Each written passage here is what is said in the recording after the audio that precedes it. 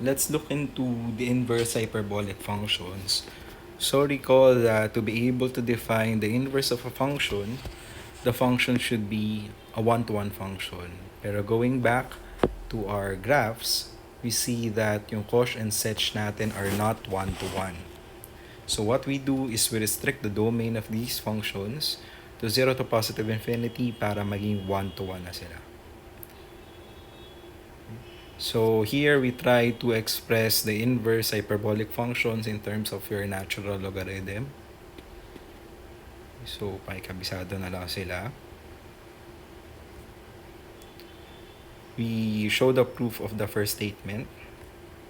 So let's say let y be equal to sinh inverse x. So that means x is equal to sinh of y. And kailangan natin maalala yung definition ng sinh natin. So e to the y minus e to the negative y over 2. And then cross multiply 2, we get this equation. And then cross multiply ulit si e to the y. And then dito, we need to rearrange terms para lang ma-recognize that this is actually of quadratic form. So we make use of our quadratic formula. So parang tinitreat mo dito 2x is a constant, no? So we just simplified yung terms na nasa loob ng square root. So recognize na may 4 parehas, so you can factor it out. And then kapag nilabas mo siya sa square root, it becomes 2. And then canceling out terms, you get this expression. Tapos ano kaya mapapansin natin? X plus square root of x squared plus 1 is definitely non-negative. Actually positive siya. Pero kapag kinuha mo yung minus, it becomes negative. So dito, we get na yung e to the y is just equal to x plus square root of x squared plus 1. Hindi pwedeng minus.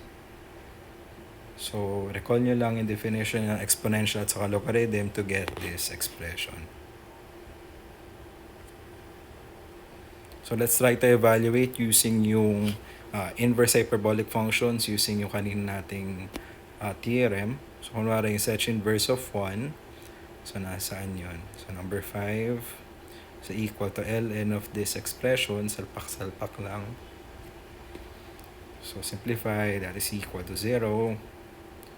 So cosh inverse of 5 over 4. We are looking at number 4 sa theorem.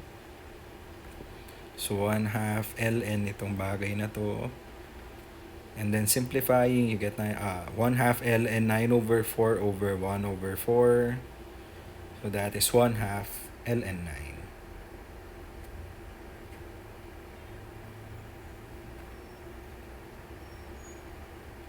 So simplify lang natin, that is equal to ln 3.